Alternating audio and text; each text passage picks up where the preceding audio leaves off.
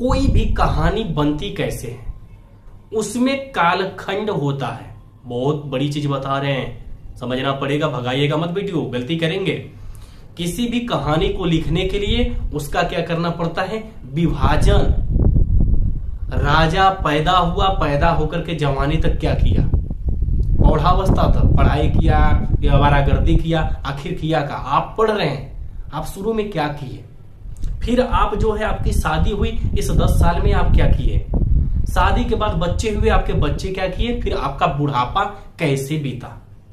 ये आपके जिंदगी का काल विभाजन है। ये क्या है, आपकी जिंदगी का काल विभाजन है। ऐसे ही ये साहित्य है। तो साहित्य को पढ़ने के लिए सबसे पहले उसका क्या किया जाएगा, आप कहेंगे काल विभाजन। समझिएगा, हिंदी साहित्य के इतिहास की सामग्री, हिंदी साहित्य के इतिहास की सामग्री आप कह सकते हैं स्रोत। जैसे खनन होता है तो सिंधु घाटी सभ्यता मिलती है, सुमेरियन सभ्यता, मिस्र सभ्यता कहीं ना कहीं से मिलती है ना। तो ये हिंदी साहित्य की शुरुआत कहां से हुई, इसके ओर छोर का पता कैसे लगा। आप कहेंगे कुछ रचनाएं हैं, भक्तमाल हो, 84 वैष्णवन की वार्ता हो, या 252 वैष्णवन की वार्ता, ये ग्रंथ हैं। अब ये ग्रंथ कौन लिखे, हाल में यह डिस्कस करने की बिल्कुल जरूरत नहीं है कि कौन लिखा है। अगर ये आपकी इच्छा है तो आप जाकर के खोजिए, क्योंकि जब इच्छा होगी खोजने की तब जाकर के याद होगा। ये ग्रंथ है आप समझिए, या रचनाएं समझिए क्या है। भक्तमाल कौन लिखे हैं, 84 वैष्णवन की वार्ता किसने लिखी है, या 252 वैष्णवन की वार्ता। ये ग्रंथों को लिखने वाले कई मिलेंगे, कभी तो ऐसा आएगा कि इसमें कई लोग मौजूद मिलेंगे। इस वजह से बोले कि फिलहाल में इसका डिस्कशन यहां करना उचित नहीं है। तो आप इतना समझ गए कि नहीं, हाँ यार, हिंदी साहित्य की जो इतिहास है, हिंदी साहित्य की जो इतिहास है, सबसे पहले उसकी जानकारी हमें कहां मिली, भक्तमाल से मिली, 84 वैष्णवन की वार्ता से मिली, और 252 वैष्णवन की वार्ता, इन ग्रंथों से मिली। तो ये आपके दिमाग में आ गया कि हाँ, रामायण जो है राम के बारे में वाल्मीकि की पुस्तक में लिखा है। इतना आप जान गए। चलिए अब आगे देखा जाए। अब इसमें देखेंगे तो सर्वप्रथम हिंदी साहित्य का इतिहास लिखने का श्रेय फ्रेंच के एक विद्वान है, फ्रांस के एक विद्वान है, गारसा द तासी। काफी लोग जो हिंदी को पढ़े होंगे, इसके पहले हिंदी के बारे में जानते होंगे। गारसा द तासी का नाम अवश्य सुने होंगे। तो सबसे पहले हिंदी साहित्य को लिखने का श्रेय किसे दिया जाता है, आप कहेंगे फ्रांस के विद्वान गारसा द तासी को दिया जाता है। चलिए भाई ठीक है, इतना हो गया। फिर आगे इनकी रचना है, ये जो है इसवार द ला सितरेत्यु, इसवार द ला, जैसे अब याद नहीं होता ना, ये एक रचना फ्रेंच भाषा में है, इसवार द ला सितरेत्यु। अगर सितरेत्युर भी आपके दिमाग में है, इसवार द ला, ये सब मतलब कुछ नाम जैसे हैं, कभी कभी होता है क्या ना कि आसान नाम जो होते हैं दिमाग में वो जल्दी बैठ जाते हैं।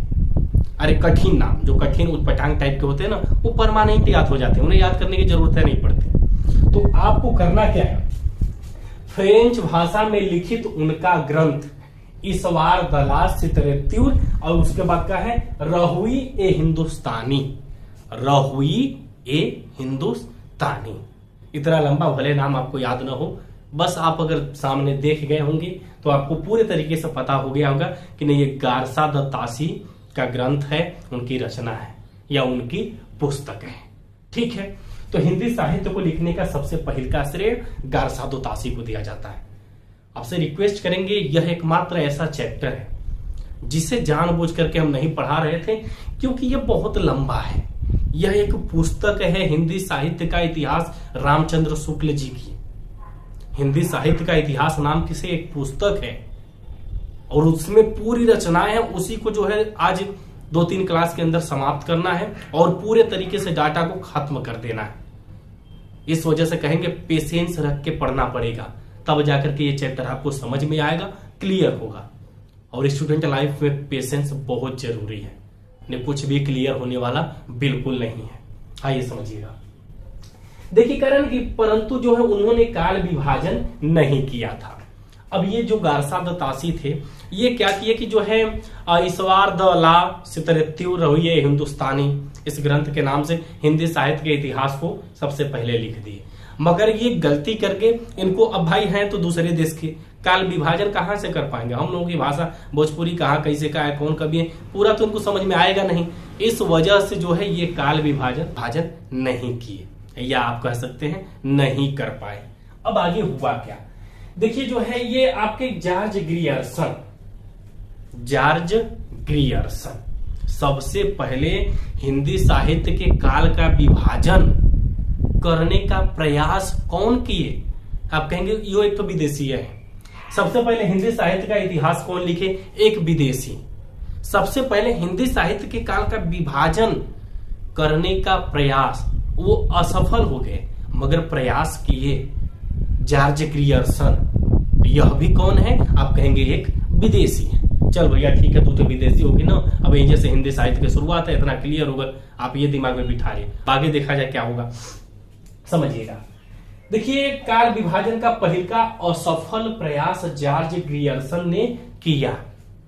अब देखिए 1913 में मिश्र बंधु आएंगे और 1929 में रामचंद्र शुक्ल आएंगे। बस ये दो टॉपिक आप समझ के, बाकी टॉपिक तो अपने आप समझ में आ जाएंगे धीरे। अभी तो जैसे होता है ना कि कोई पिक्चर जब शुरू होती है, आप देखे होंगे आज के समय में, कौन मूवी हो, फिल्म हो, जब फिल्म शुरू होती है ना तो हमें बोरिंग लगती है, 10-15 मिनट पहले मजा नहीं आता है उसी कहानी, क्योंकि हमको पता नहीं है उसी कहानी क्या है। कोई भी पिक्चर रहती है और वो अच्छी मूवी, जो बड़ी मूवी जो सुपरहिट होती है, उसकी कहानी तो शुरू में और नहीं समझ में आती है। जैसे जैसे हम आगे बढ़ते जाते हैं, फिल्म का इंटरेस्ट बढ़ता जाता है। ये हिंदी साहित्य का इतिहास एक चैप्टर नहीं, आप इसको एक ग्रंथ कह सकते हैं, इसको एक रामायण कह सकते हैं, वैसा है। इसको बस आप जैसे जैसे पढ़ते जाएंगे वैसे वैसे आपको लास्ट में बहुत मजा आएगा और एक अपार अनुभव ऐसा मिलेगा जो कि आप हिंदी में आज तक कभी महसूस किए ही नहीं होंगे। यह भी बात सच है। आइए समझिए 1913 में मिश्र बंधु किए क्या। 1913 में मिश्र बंधुओं ने भी काल विभाजन का प्रयास किया। मिश्र बंधु जो है काल विभाजन किए, मगर वो भी पूरे तरीके से नहीं कर पाए। अन्य जो रचनाकार आए इनकी बात को जो है नकार दिए। कई लोगों ने जो है प्रयास किया है, यही लोग नहीं किए हैं प्रयास। तो देखिए जो इनके बाद जो है डॉक्टर राम कुमार वर्मा, श्याम सुंदर दास, ये तो दो मुख्य नाम हैं। इनके साथ कई और लोगों ने भी हिंदी साहित्य के काल का विभाजन करने का प्रयास किया है, मगर जितने भी लोग हिंदी साहित्य के काल का विभाजन करने का प्रयास किए, उन सभी में सबसे ज्यादा मान्य सब लोग किसके काल विभाजन से जो है सहमत हुए, आप कहेंगे रामचंद्र शुक्ल। इन्होंने एक पुस्तक लिखी जिस पुस्तक का नाम क्या है, हिंदी साहित्य का इतिहास।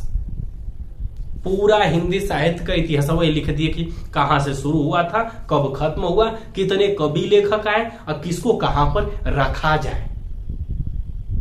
कटप्पा कौन था, बाहुबली कौन था, किस राज्य से थे, कब के थे, कैसे कैसे, मतलब एकदम पूरा विभाजित कर दिए, कुछ छोड़े ही नहीं। इनकी पुस्तक का नाम जो है हिंदी साहित्य का इतिहास, ये प्रस्तुत किए और इसमें जो है हिंदी का क्या किए, साहित्य का काल विभाजन किए। और वह किस प्रकार से था आप देखेंगे, सामने दिख रहा है, 4 खंडों में विभाजित किए। हिंदी साहित्य के इतिहास को रामचंद्र शुक्ल 4 खंडों में विभाजित किए हैं। समझिएगा हिंदी साहित्य के इतिहास का काल विभाजन इस प्रकार से है शुक्ल जी के अनुसार। अगर आप देखेंगे सबसे पहले भैया जो है, हम लोग नॉर्मली यही नहीं जानते हैं कि पहले आदि मानव रहते थे। मानव नहीं रहते थे, पहले कौन रहते थे, आदि मानव रहते थे। अब जैसे आपको पढ़ना है हिंदी साहित्य का इतिहास, इसका काल विभाजन कैसे किया जाए, सबसे पहले आदि काल आया कि भक्ति काल आया, कौन सा पहले था कौन बाद में था। आप हमेशा रखिएगा जो आदि है, आदि का मतलब ये होता है प्रारंभ। आदि का मतलब क्या होता है, प्रारंभ। तो ये जो आदि काल है इसे कहा जाता है वीर गाथा काल। यह हिंदी साहित्य का पहल का चरण है, जिसके लिए क्या दिया गया है, 1050 से 1375 ईस्वी। अब आप कहेंगे यार 1050 ईस्वी दिया गया है, यहीं से हिंदी की शुरुआत हुई है। तो आपको पता होगा कि पहले हिंदी नहीं चलती थी, संस्कृत थी, पाली थी, प्राकृत थी, फिर अपभ्रंश आई, तब जाकर के हिंदी आई है। अगर आप देखेंगे ये 600 ईसा पूर्व के आसपास, 600 बीसी के आसपास, ये गौतम बुद्ध हो या जैन धर्म के महावीर स्वामी हो, महावीर स्वामी के समय प्राकृत भाषा थी, गौतम बुद्ध के समय पाली भाषा थी, और उसके पहले कौन सी थी? आप कहेंगे संस्कृत थी, आर्यों के समय। तो शुरू में आप हिंदी को तो पढ़ेंगे नहीं, क्योंकि हिंदी पैदा नहीं हुई थी। हिंदी की उत्पत्ति कब हुई? आप कहेंगे संस्कृत, पाली, प्राकृत, अपभ्रंश, फिर एक टूटा फूटा भोजपुरी जैसा रूप अवहट्ट आया। अवहट्ट के बाद हिंदी बनी। तो हिंदी में जो रचनाएं शुरू हुई वह कब से मिलती हैं? 1050 से 1375 ईस्वी के बीच। समझ रहे हैं? मगर इसमें जानते हैं, ये जो शुक्ल जी हैं 12 रचनाओं या 12 ग्रंथों को लेकर के अपना वक्तव्य दिए थे काल विभाजन का। इसमें भी काफी जो है अपवाद आपको देखने को मिलेंगे। आप कहेंगे कैसे? तो बस इतने समझिएगा कि जो पहले की रचनाएं थी उनको लिखा कौन है? काफी ऐसी रचनाएं हैं पता नहीं कि लिखा कौन आखिर है, उसका लेखक और कवि के बारे में कुछ जानकारी है नहीं है। बस आप यहां पर सिर्फ ये समझिए कि हिंदी साहित्य के इतिहास का पहल का काल कौन है? आदिकाल या वीर गाथा काल। दूसरा कौन सा है? आप कहेंगे पूर्व मध्यकाल या भक्ति काल। तीसरा आपका जो है यह है उत्तर मध्यकाल या आप कहेंगे रीति काल। और चौथा जो है सबसे इंपॉर्टेंट है, मगर एक चीज नोटिस किए आप, यहां पर क्या है मेन? यहां पर मेन इनका सन है 1000 ईस्वी से 1375 ईस्वी, 1375 से 1700 ईस्वी, 1700 ईस्वी से 1900 ईस्वी और 1900 से आज तक।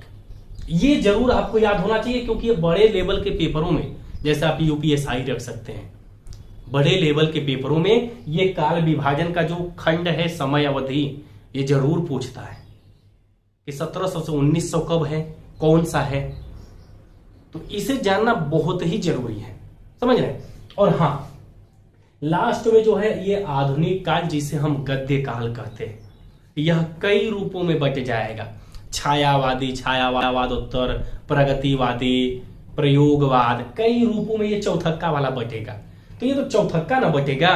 सबसे पहले हम लोग आराम से इन 3 को पढ़ेंगे। यहां से आपको एक चीज क्लियर होगा कि इस चैप्टर को, जैसे आज की क्लास के बाद हमें 4 क्लास और करनी पड़ेगी।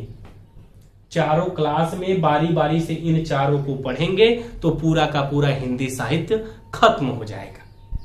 ये दिमाग में आप बिठा लीजिएगा कि इसके बाद 4 क्लास और आनी है, जिसमें पहले वाले चैप्टर का नाम रहेगा आदिकाल, उसके बाद हम लोग पढ़ेंगे पूर्व मध्यकाल या भक्ति काल, फिर पढ़ेंगे रीति काल, अब फिर पढ़ेंगे गद्य काल। ये 4 वीडियो, 4 काल और हिंदी साहित्य पूरे तरीके से खत्म, कुछ भी नहीं बचेगा। मुझे लगता है आप कहानियों को बखूबी समझ रहे हैं कि कहां से शुरुआत हो रही है, कैसे चीजें जाएंगी। ये जानना आपके लिए बहुत जरूरी था। हाँ, इसका नोट्स बना लीजिए, बाकी जो चीजें अभी लेकर के हमारे, सबसे पहले आप इसको लिख लीजिए, क्योंकि नोट्स बहुत जरूरी है। अब देखिए, आप सभी लोग जान गए कि हिंदी साहित्य को 4 खंडों में पढ़ना है। तो फिर ये नया चीज कहां से बीच में निकल करके आ गया? भाई, जब 4 खंड में पढ़ना ही था तो फिर ये नया लाने की जरूरत क्या थी? जरूरत है और बहुत जरूरी है। समझिएगा कैसे। आप देखेंगे हिंदी साहित्य का जो पहिलका वाला काल है, जिसे आप कह सकते हैं 10वीं शताब्दी से 14वीं शताब्दी, 10वीं शताब्दी से 14वीं शताब्दी के बीच का जो समय है, हिंदी का पहिलका वाला काल, इसके नाम को लेकर के जो है विद्वानों में मतभेद हो गया। भाई शुक्ल जी थे, अलग नाम दिए, सब लोग अपना अलग अलग नाम दिए। और नाम अलग अलग दिया क्यों गया? सबसे बड़ी बात यह आती है कि नाम इसका अलग अलग सब लोग दिए क्यों? जब ये रीजन आप जान जाएंगे तो आप कहेंगे वाकई में सही बात है। समझिएगा, हिंदी साहित्य के प्रारंभिक काल के नाम को लेकर विद्वानों में मतभेद था या है। क्या है? कहेंगे ग्रियर्सन महोदय हैं, हजारी प्रसाद द्विवेदी हैं, महावीर प्रसाद द्विवेदी हैं, और उसके बाद आपके रामचंद्र शुक्ल हैं, राहुल सांकृत्यायन हैं, ये सभी लोग हैं। यहाँ एक लोग और छूट रहे हैं, डॉक्टर राम कुमार वर्मा। अब राहुल सांकृत्यायन इसको सिद्ध सामंत काल बता रहे हैं। क्या बता रहे हैं राहुल सांकृत्यायन? ये एग्जाम के प्रश्न हैं, ये आप ये मत समझिए कि नाम है, प्रश्न ऐसे ही पूछेगा कि बताइए राहुल सांकृत्यायन ने हिंदी के प्रारंभिक काल को क्या नाम दिया? सिद्ध सामंत काल, चारण काल, प्रारंभिक काल, आदि काल, क्या नाम दिया? 4 विकल्प डाल देगा, उसी में आप एकदम कंफ्यूजन में मस्त रहेंगे। 3 नाम तो एकदम 100% आपको याद रखना है।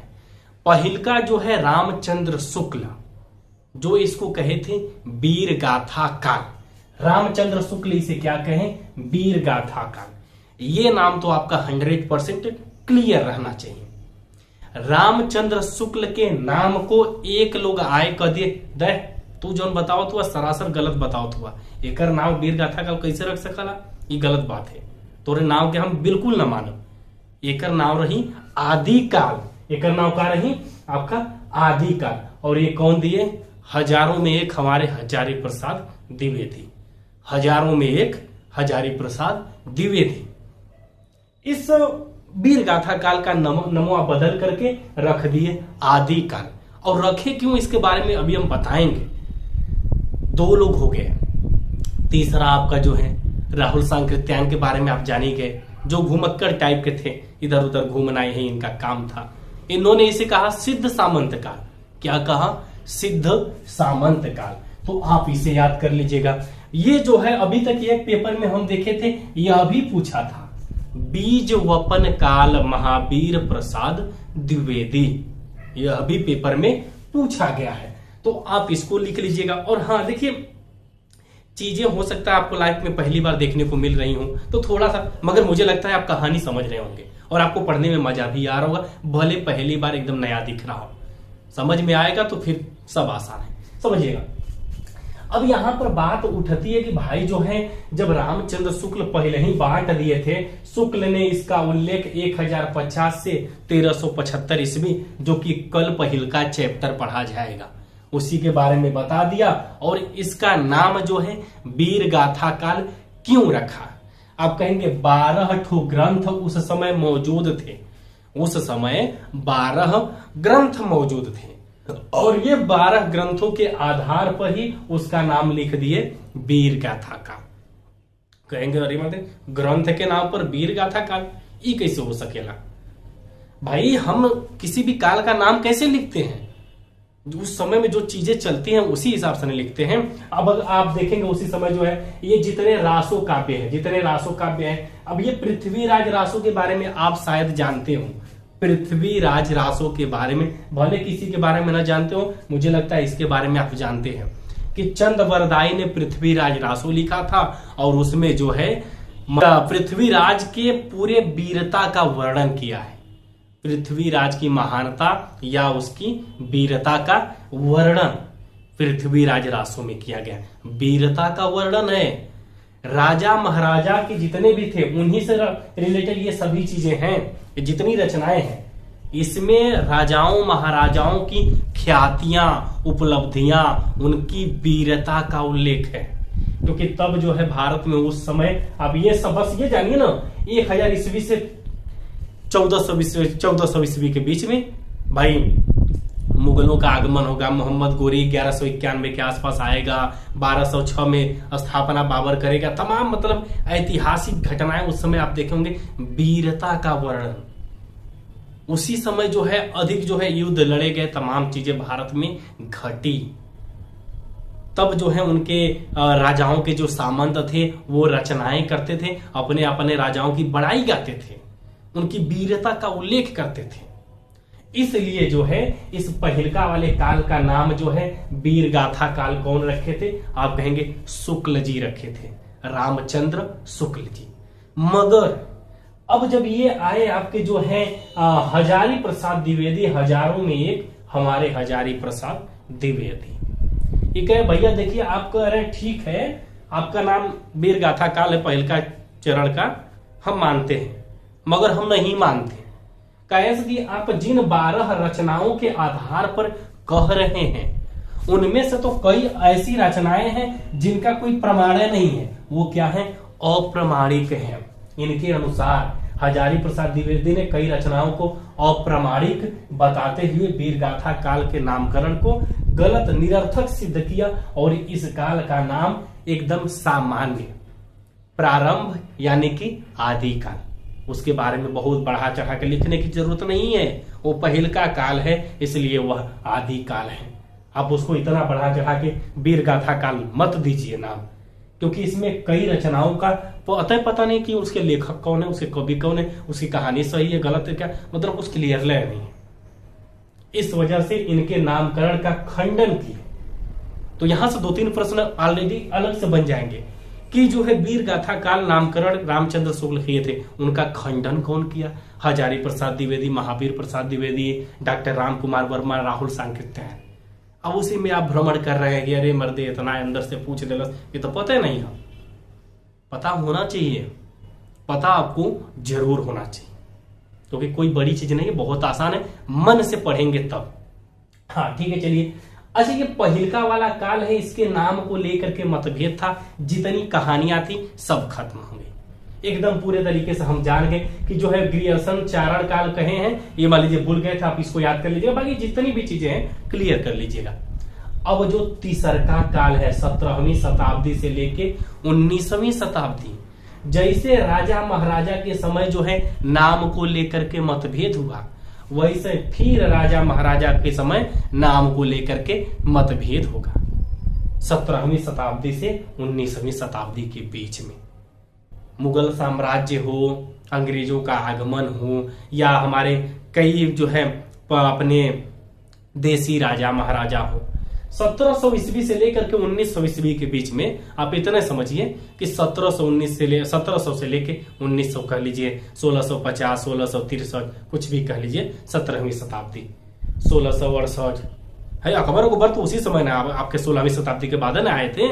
1600 ईस्वी में अंग्रेज जो है कंपनी स्थापित किए, तो उसके बाद 1600 के बाद शुरू होगा 17वां में आपको पढ़ना है।